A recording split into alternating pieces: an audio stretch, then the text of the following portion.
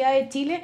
¿Y cómo estás después de dado estos resultados? Seguramente tú ya también los has desmenuzado y queremos contigo además ir de lleno a los datos. Hola, muchas gracias por la invitación. Bueno, te diría para empezar que tienen de dulce y a gras. Sí. Es como, pucha, la primera mirada es que estamos muy lejos ciertamente del promedio de la OECD, del Club de los Países Más Ricos, en todas estas evaluaciones, lo cual no es una buena noticia, pero tampoco es algo inesperado, porque Claro. de verdad la mayor parte de los países, y cuando uno mira los resultados también, tienen un ingreso per cápita mucho más alto que el que tiene Chile. Y una parte de los resultados en este tipo de pruebas internacionales se explica justamente por el ingreso, la inversión, el capital cultural, la educación de la familia. Entonces por eso digo, pucha, ni tan lejos ni tan cerca. Sí, quedamos un poco desanimados igual con esta evaluación internacional de competencias de la población adulta. Voy a decir a qué evaluación corresponde igual, porque sabemos que estamos bajos en razonamiento matemático, estamos bajos en comprensión lectora y ¿qué le parecen también que estos cambios que han ocurrido entre una década, incluso más de una década, porque hacen una medición, le vamos a decir a los auditores, del 2014 al 2023, además de solo el 2023 en algunos resultados? Pero en el paso de más de una década también no se ven tantos cambios. Bueno, para seguir contextualizando un poco Sí, para los eso. auditores, esta es una evaluación internacional que hace la OECD, la Organización para la Cooperación Económica y el Desarrollo. Es de la población adulta, no es de niños y jóvenes No. como típicamente tenemos evaluaciones. Esto es de la población que va entre 16 años y 65 años, lo cual es muy interesante porque efectivamente abarca una amplia población de Chile, y se hace en tres áreas: una que tiene que ver con comprensión lectora, como tú decías, otra en razonamiento de matemáticas y una tercera en resolución de problemas y de adaptación a la resolución de problemas. Y efectivamente es como, pucha, estamos, lo que yo decía, lejos del puntaje de la OECD, del promedio de la OECD, pero una cosa bien interesante es que cuando, dado esto que aborda una población bien importante, es que en las cohortes más jóvenes, entre 16 y 34 años, la brecha con el promedio de la OECD se acorta a la mitad en comparación con las cohortes de más de 54 años. Entonces, eso también da cuenta cuando uno mira no solo la foto, sino Claro. la película, y esto es lo interesante de esta imagen, de esta evaluación, porque uno puede mirar efectivamente cómo las cohortes van avanzando y lo que se ve es una evolución positiva. Todavía tenemos un desafío, efectivamente, pero hemos reducido y eso tiene que ver con que esas cohortes más jóvenes, de 16 a 34 años, han recibido una mayor cantidad de educación. Sí. Hay más gente que ha estado en el sistema educativo y en el sistema de educación superior y ha tenido una mejor calidad de la educación que lo que tuvieron las cohortes que tienen 55 años o más, que estuvieron en el colegio o en la universidad o en educación superior cuando estaban en la época de los 80, Sí, donde claro. la calidad era mucho mejor. Y esta evaluación da cuenta. Entonces, por eso decía, de dulce y a gras. Es como, Claro. pucha, los promedios estamos lejos, pero de verdad estamos evolucionando. Entonces, la idea también de que las reformas, no solo de este gobierno, sino de las últimas décadas, las reformas educativas, no han tenido ningún efecto, no es correcta, porque lo que uno ve es que aquí hay un efecto acumulativo de la reforma. ¿Más lento que lo que quisiéramos? Sí, por cierto. Quisiéramos que las cosas avanzaran más rápido, pero no es cierto que no estén avanzando. Es verdad. Vamos a los detalles. De los 32 países participantes, Chile es el que registra el menor gasto en educación per cápita. Esto igual es importante porque cuando hablamos de educación poco se profundiza, lo decían también ayer en el programa Política en Vivo. El tema de educación siempre está presente, pero no se ahonda tanto. Y pensar en que la inversión en educación es tan importante, pues pese a que aquí se ha dado un menor gasto per cápita en educación en comparación a los más de 30 países que participan de esta medición, el rendimiento se ha mantenido. ¿Cómo logramos eso? Que sería una noticia, digamos, buena, pero por otro lado, aumentar el gasto en educación también sería parte de los desafíos, ¿no? O sea, yo creo que hay varias noticias. Uno es como En comprensión lectora, entre el 2000, de la medición anterior, hace una década y la de hoy día, no se ven grandes diferencias. En matemáticas, efectivamente, lo que se observa es un aumento de 8 puntos, que es estadísticamente significativo. Y uno de los pocos países, uno de los 8 países que aumenta en matemáticas en esta medición. En comprensión lectora, de hecho, la mayor parte de los países también no aumenta, se mantiene estable o decae. Hay 1 o 2 países solo que aumentan efectivamente en comprensión lectora. Entonces, es una buena noticia que estamos aumentando en matemática. La segunda buena noticia que estamos teniendo es que ese aumento se debe especialmente a una reducción de las brechas de género en los resultados de matemáticas. Sí. Y eso también es una muy buena noticia, porque de verdad lo que ha sucedido es que más o menos, la población, los hombres se han mantenido en sus resultados de matemáticas, pero las mujeres aumentaron 14 puntos. Entonces eso explica buena parte del aumento general de las 8 puntos que tenemos. Y eso sigue habiendo una brecha de género en contra de las mujeres en los resultados, pero efectivamente se está reduciendo. Y eso es una extraordinaria noticia porque no solo en esta prueba, sino en muchas otras pruebas y en general en el mundo se observa que las mujeres tienen, se han visto desfavorecidas respecto de sus desempeños en matemáticas por diversas razones. Entonces, y Chile también eso sucede. Entonces, que estemos reduciendo esa brecha es una extraordinaria noticia. La tercera cosa, que es lo que tú decías, para no escapar de tu pregunta, es como respecto de efectivamente Chile, de los 32 países que participan, Chile es el que tiene un PIB per cápita menor, mucho menor que la gran mayoría de los países que participan. Y si uno mirara otros resultados también, tiene un menor capital cultural, tiene un menor desarrollo económico, entonces eso, y sabemos que en educación y en las pruebas internacionales, parte de la explicación, no toda por supuesto, pero una parte bien relevante, tiene que ver con el nivel de desigualdad de los países, tiene que ver con la inversión en educación, tiene que ver con el capital cultural que existe, con la educación que tienen las familias, etcétera, y todas esas variables cuando nos comparamos con otros países.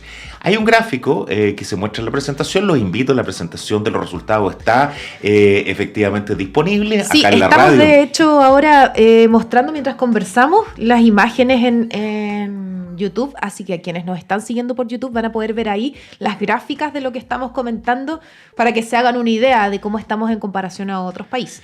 Y cuando uno mira efectivamente los gráficos respecto de los resultados en estas pruebas y la inversión y el ingreso del ingreso económico del país, lo que uno observa es que Chile efectivamente tiene un nivel de eficiencia bastante bueno, dado el nivel de inversión que tiene, dado el PIB que tiene y los resultados que obtiene, que son menores que los otros países, pero efectivamente está sobre lo que los economistas llaman sobre la pendiente. Hay una recta que está puesta ahí en el gráfico, y uno observa que Chile está o justo en la recta o más arriba en la recta, lo que da cuenta que efectivamente, dado el nivel de recursos que se invierten, efectivamente obtienen los resultados que más o menos serían esperables dado esos resultados. Entonces, no es que tengamos un problema, pareciera ser tampoco tan importante eficiencia, siempre esperamos hacerlo mejor, y eso es, por supuesto, no podemos quedarnos sentados como que estos son los resultados buenos y no hay nada que hacer. Al revés, hay muchas cosas que hacer, pero efectivamente tampoco es para ponerse a llorar. ¿Y qué se podría hacer en esa línea, en términos O sea, varias económicos? Cosas. Sí, en términos económicos, es como, en términos económicos tenemos que seguir aumentando la inversión en educación y la eficiencia de que hacemos con los recursos. Efectivamente, lo que da cuenta esta, como otras evaluaciones, la semana pasada salen los resultados del TIMSS, hace un año o 8 meses atrás salen los resultados de PISA también, lo que da cuenta que a pesar de que en esta evaluación aumentamos en matemática, lo hacemos desde un nivel mucho más bajo que en comprensión lectora y en razonamiento. Y matemáticas, de verdad, tenemos un problema estructural. Matemáticas tenemos un problema estructural. En nuestras pruebas nacionales también, el CIMSE, que salió a principios de año, también da cuenta de que matemáticas es nuestro talón de Aquiles respecto de... en todas tenemos desafíos y queremos seguir mejorando. Pero si hay algo que de verdad, donde tenemos más dificultades, es en matemática. Entonces, es ahí, si yo dijera algo donde colocar más recursos, donde focalizar los esfuerzos, es en matemática. Es porque ahí tenemos un problema estructural. No hemos mejorado en matemática cuando uno mira las pruebas en el mundo escolar, no hemos mejorado en matemática en las últimas décadas sustantivamente. No se ha movido. A diferencia de comprensión lectora, a diferencia de ciencias, donde más lento de lo que quisiéramos, pero se ve efectivamente un cierto mejoramiento significativo. Es como, pero en matemática pareciéramos estar medio estancados. Y entonces ahí hay un esfuerzo bien relevante. Una parte del problema que tenemos tiene que ver con la brecha de género. Tiene que ver con que las mujeres tienen un menor desempeño en matemática que los hombres. El currículum oculto. También el currículum oculto tiene que ver con la idea extendida probablemente en la cultura respecto de que las mujeres, no les va a ir bien matemática. Es una cosa como bien extendida, a pesar de que ha ido eso mejorando crecientemente, Sí. pero sigue estando presente una cosa cultural respecto de eso, lo que no es cierto porque no hay ninguna evidencia científica respecto de que las mujeres tendrían que irles peor en matemáticas por Claro. alguna razón, ninguna, es como es. Entonces, si solo mejoráramos, redujéramos la brecha de género, nuestros resultados en matemáticas mejorarían sustantivamente. También tiene que ver con que el acercamiento que tienen muchas veces en las escuelas, los docentes con los profesores, en el área de matemáticas y ciencias, que promueven, impulsan más a los estudiantes hombres que a las mujeres en esos términos. Sí. Lo cual también se ve en que las mujeres muchas veces estudian en educación superior mucho, pero en proporción, mucho menos carrera en el área de ciencias, de matemáticas, etcétera. Entonces, ahí tenemos algo importante que poder realizar. Ahora, eso para las generaciones que vienen, es como para las generaciones que van a empezar la vida adulta próximamente, que tiene que ver con la escuela, con lo que hace el sistema educativo. Pero también tenemos un desafío de aquellos que son ya adultos y que dan cuenta de que tienen una brecha en términos de sus competencias muy relevante.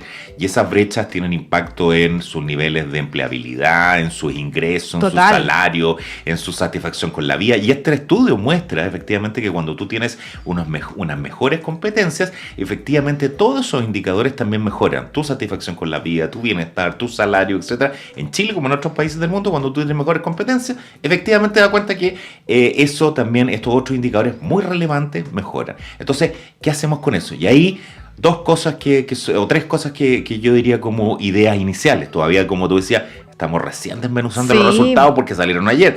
Entonces estamos recién mirando y todavía van a salir, de hecho, otros análisis por la misma OECD respecto a estos resultados más en mayor profundidad en los próximos meses. Entonces, pero tres cosas. Uno es como todavía tenemos más de 4 millones de personas que no han terminado la educación básica y media, adultos. Sí. Y jóvenes también. Son parte de la medición, de Son hecho. parte de la medición. Entonces, tenemos un desafío que ha estado siendo abordado en las últimas décadas, pero creo que todavía tenemos un desafío muy relevante de ponerle mayor esfuerzo a cómo esas personas pueden efectivamente terminar la educación básica y media. Porque lo que da cuenta esta evaluación es que cuando tú tienes un mayor nivel educacional, terminas otro nivel educacional, tus resultados, tus competencias son mucho mejores. Claro. De hecho, Entonces hay una cuestión ahí muy relevante y en términos como primero de que terminen, pero que también esa educación de adultos en sus distintas modalidades tenga la calidad necesaria para que tenga impacto y efecto en sus competencias. sí.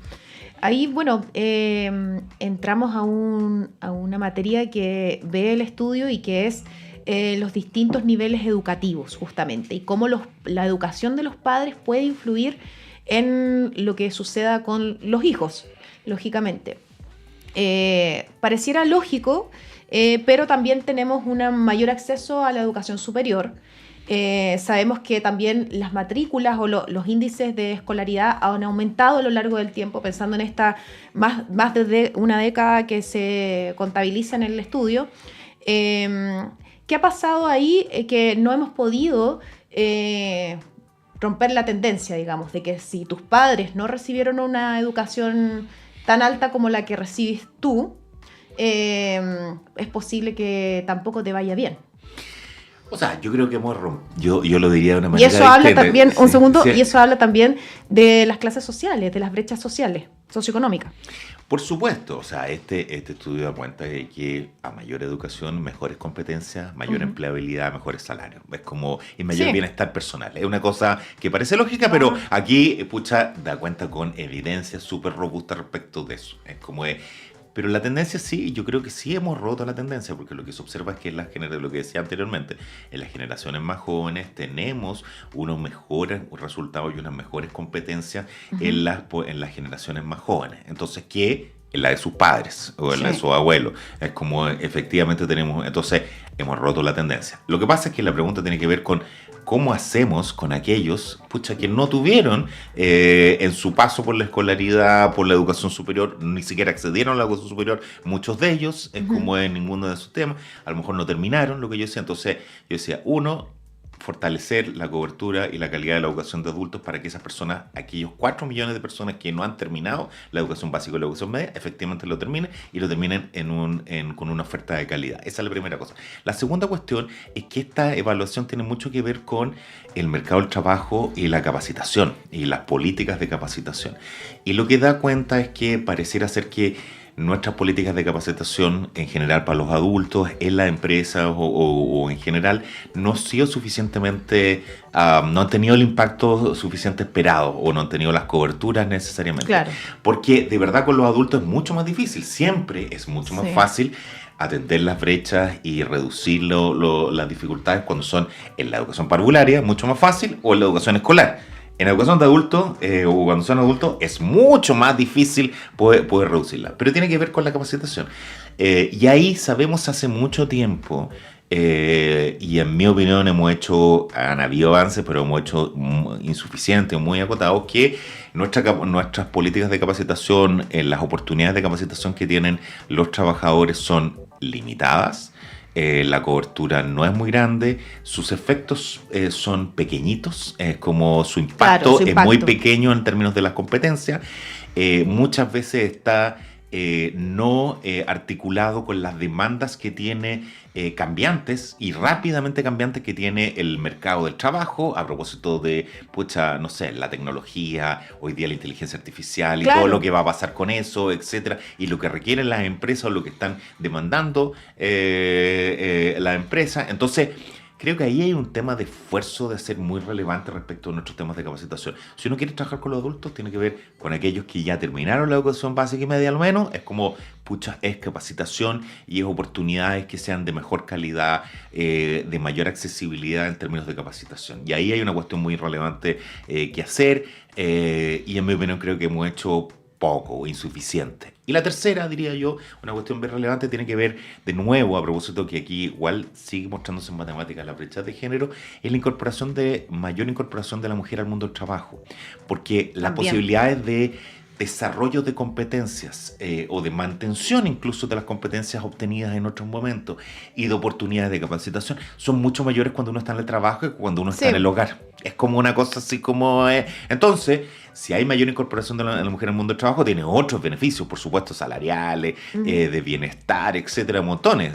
Pero mirado desde esta evaluación es como eso te permite mantener y desarrollar tus competencias mucho mayor que cuando estás fuera del mercado del trabajo. Entonces, la incorporación de la mujer y seguir ha crecido, pero efectivamente en la pandemia tuvimos una reducción muy relevante efectivamente de eso. Entonces, es como eso también ayudaría en el caso de los adultos a poder desarrollar más sus competencias y oportunidades para poder desarrollarlas. Uy, Xavier, nos quedan muchos temas fuera. No sé, te quiero dejar unos minutos para que puedas, porque igual el tiempo corre rápido, para que nos digas una última reflexión que tú tengas que relevar del estudio y a la vez dejarte invitado para que en los próximos resultados, tú mismo lo anticipabas, van a venir más, poder venir a explicarnos.